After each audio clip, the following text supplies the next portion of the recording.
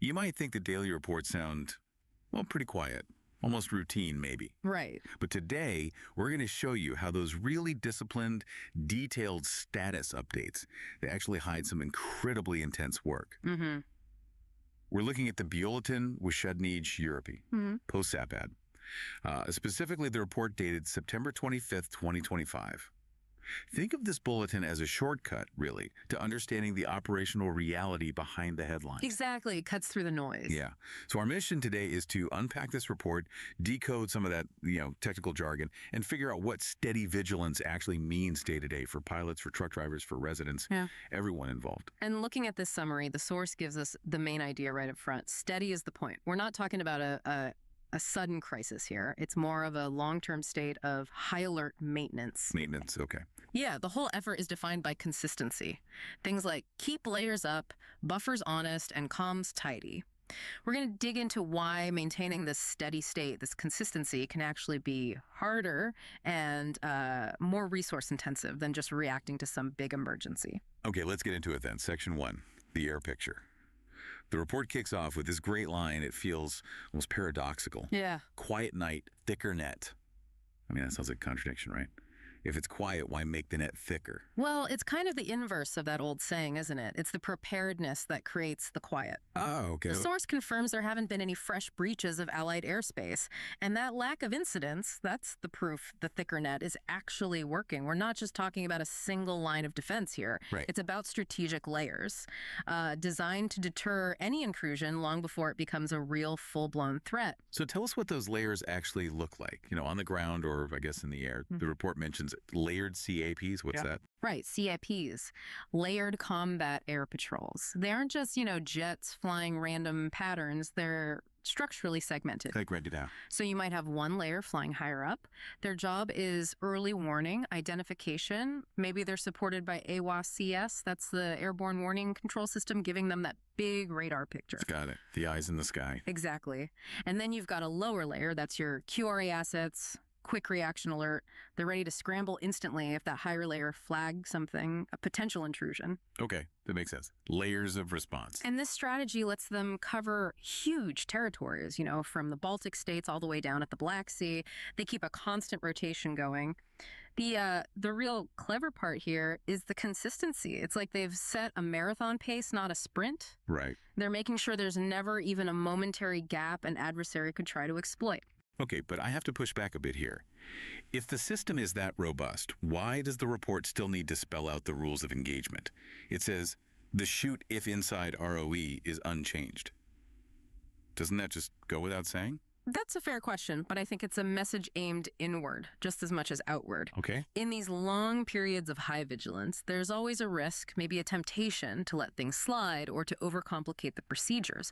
So by stating clearly the ROE is unchanged and explicitly mentioning that shoot if inside directive, well, the command structure is reinforcing absolute certainty. It cuts down on decision fatigue for the pilots, for the commanders, on rotation. It's really about minimizing any margin for error. That actually makes perfect sense. Discipline from the top down. And this all seems to link back to that central analogy the bulletin uses, treating the flank like winter ops, slow, layered, disciplined. What's that analogy really telling us about the strategy right now? Oh, the winter ops analogy is just brilliant. Yeah. Because it speaks directly to resilience, yes, but also to cost. Yeah. In military terms, winter operations mean you trade speed, you trade flexibility for really methodical planning, meticulous logistics, redundancy everywhere. Every single piece, from fuel to comms, has to be doubled up, perfectly maintained, because one tiny failure can cascade. It can become a disaster in those conditions. Okay, so it's about being prepared for the worst conditions, metaphorically speaking. Exactly. And the implication for the alliance is they're actively choosing a slower, definitely more expensive, and probably less flexible way of operating. And that's by design. Right. It's a deliberate choice. It is. They're prioritizing endurance, robustness over maybe immediate dynamic maneuverability. And that fundamentally changes how these nations have to budget for defense, plan their resources. It's really about surviving the long haul. Okay, this is where things get really interesting, I think. Let's move into Section 2, the invisible war. So if the skies are relatively quiet because of this intense maintenance on the ground, or rather in the spectrum, there's this constant jamming and spoofing. We're talking electronic warfare, EW, and the GNSS landscape, so GPS and other satellite navigation.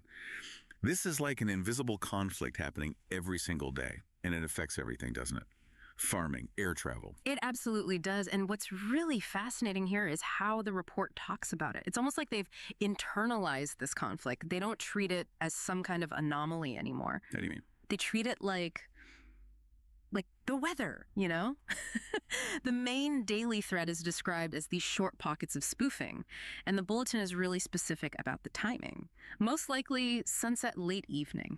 Okay, why that specific window? Does that tell us something about operational weaknesses or maybe adversary habits? Well, it could suggest a few things. Maybe the adversary is using periods of, limited visibility. Or perhaps they've figured out specific times when Allied sensor coverage is slightly reduced, or maybe during shift changes. But the fact that it's become somewhat predictable, that timing, that actually allows Allied forces and civilian groups too to plan around potential failures, which is in itself a massive operational shift. You start baking the disruption into your plans. And the impact on civilian life is huge then, forcing things like aviation, trucking to use these degraded mode SOPs. For anyone listening, what does running a degraded mode standard operating procedure actually involve? It basically means formalizing how you deal with chaos. Right. So take a long-haul trucker. Normally, relying on GPS is just standard practice.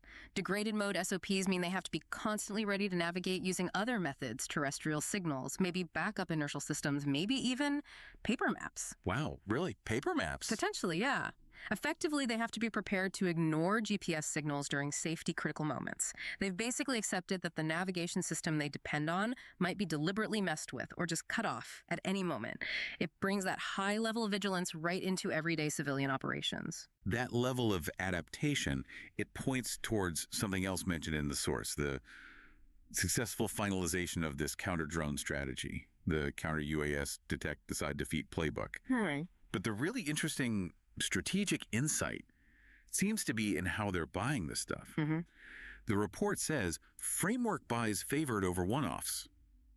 I'm guessing that's a pretty big logistical change. Oh, it's huge. It's really the ultimate push towards standardization across the alliance. Okay. Moving away from one-offs, where maybe one country buys a very specific bespoke system towards these framework buys, well, it means the alliance is committing to mass producing the same successful counter-UAS gear across multiple countries. And the advantage there is? Standardization, obviously. Yeah. Interoperability, making sure everyone's kit talks to everyone else's. And crucially, it lowers the cost per unit because you're buying in bulk. Scale matters. Right. It means a Polish unit, a Romanian unit, a Hungarian unit.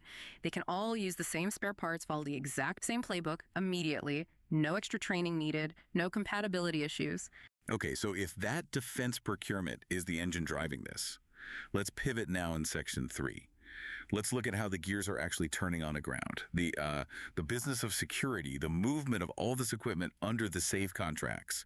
That's the security acquisition for the eastern flank. Right. And this procurement, it isn't just abstract budget lines anymore. It's now locked down with these really strict monthly service level agreements.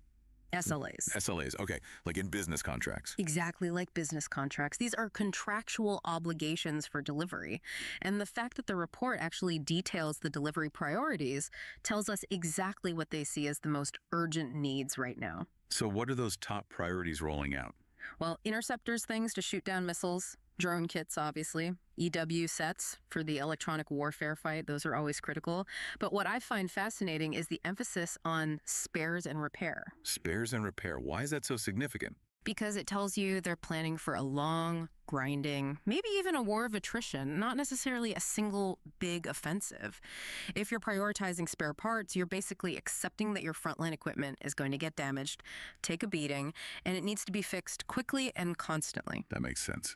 Planning for the long haul again. It does. And then, of course, SHORAD. Short-range air defense. This is all about localized hardening. Hardening specific spots. Yeah. SHORAD systems, they aren't designed to win air superiority across a whole theater. They're designed to make specific high-value targets like command posts, maybe forward bases, almost impervious to cheap easy attacks, especially things like cruise missiles and drones, point defense, basically. Okay, so we've got all this military gear moving around, but what does that friction look like for, say, the average person just trying to get from A to B? The report mentions border crossings. It says Belarus crossings are near normal, but you still need to plan plus 10, 20-minute buffers. And rail, intermodal transport, seems to be on a regular schedule. What's that 20-minute buffer really telling us? Those are the honest buffers the source mentioned earlier.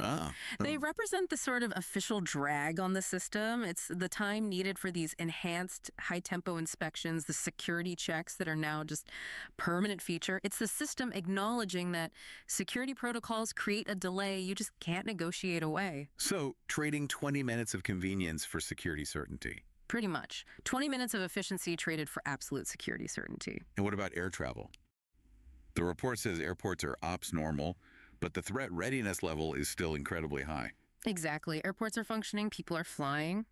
But behind the scenes, air traffic controllers, airport operators, they have preloaded NOTAM playbooks ready to go. NOTAM's notices to air missions. Right. These are basically contingency plans, all prepared for what the report calls strike tempo blips, meaning if the threat assessment suddenly changes very rapidly, they can immediately shut down airspace or reroute civilian air traffic globally, gets planes out of danger zones, avoids congestion. So they're anticipating the need for rapid action, not just improvising if something happens. Precisely. They're building the reaction plan before the crisis hits, not during it.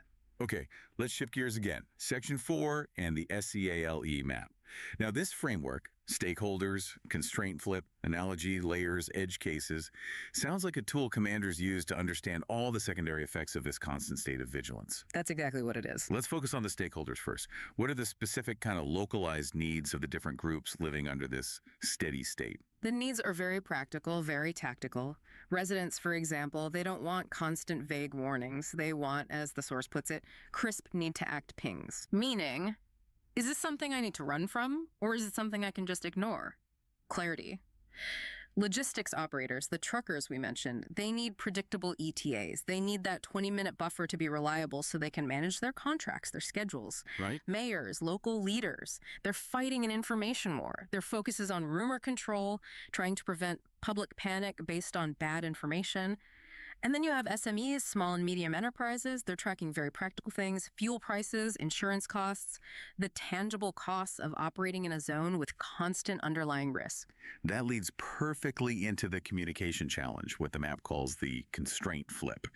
The report concludes that clarity, volume, fewer, sharper alerts beat drip feeds.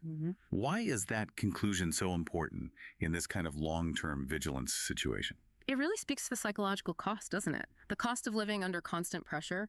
If you're constantly bombarding the population with alerts, even if technically the alerts are accurate, you just breed information fatigue. People tune out. People absolutely tune out. A constant drip feed of minor warnings actually erodes trust. It erodes compliance when you really need it. So the constraint flip says the system itself has to be disciplined. Save the high volume, urgent warnings only for those critical moments that need immediate physical action. Preserve the credibility of the system. Exactly. It's about preserving the impact of the warning system for when it truly matters. And finally, within SCALE, the edge cases. These sound like the critical wrinkles, the places where the different operational layers are maybe struggling to connect smoothly right now. Yeah, and the bulletin highlights two really sensitive examples here. First, there's a critical safety concern. EW overlap with medevac corridors. Okay, that sounds serious. It is. If the electronic jamming, which is meant to defeat adversary systems, starts interfering with civilian medical helicopters or ambulances, well, that's a massive internal failure of protocol. It needs fixing immediately. You just can't sacrifice urgent medical safety for defense gains. No, absolutely not. And the second edge case. The second one is debris false alarms, particularly in low-density areas. This suggests that while the thicker net is great at detecting things, maybe it's too sensitive sometimes. Picking up too much. Possibly. It might be generating unnecessary panic or maybe costing money, sending resources to chase down atmospheric clutter or bits of junk, things that aren't actually threats. It's sort of the hidden cost of running those detection systems at maximum sensitivity all the time. So taking this whole report together, it paints a really clear picture. This quiet we're seeing across the eastern flank, it's absolutely not luck. It's described as incredibly expensive, very high-stakes maintenance. It's an engineered quiet, isn't it? Maintained through intense, constant discipline. That really is the operational reality of deterrence today. It requires constant tweaking, constant calibration, precise logistics, yes.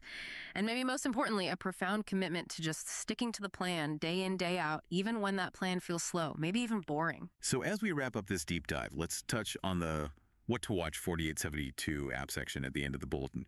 The source suggests tracking the safe sequencing, basically which capitals announce deliveries of sensors versus, say, SHORAD systems or munitions next.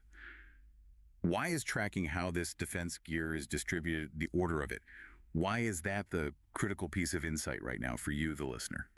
Because this sequencing, this order of delivery, it tells you almost everything about the alliance's immediate defensive strategy, and maybe even their current willingness to accept certain kinds of risk. How so? Well, think about it. If a capital or several capitals suddenly prioritize getting lots of new sensors delivered quickly, they're signaling a focus on enhanced early warning, on intelligence gathering. They want to see further out, react with maybe more precision. Okay, seeing the threat earlier. Right. But if instead they prioritize deliveries of SHORAD systems or more munitions, well, they're signaling an immediate hardening. They want to boost their ability to repel a localized attack right now. They're prioritizing the kill chain, perhaps, over just gathering more intelligence. Got it. So tracking that sequence across different borders reveals these subtle, probably coordinated shifts in risk tolerance and defensive posture. It's the difference between deciding to buy the best pair of binoculars first or deciding to install the heaviest possible steel door first. That's a great analogy. That sequencing, that choice of what comes first, that reveals the true intent behind their forward planning right now.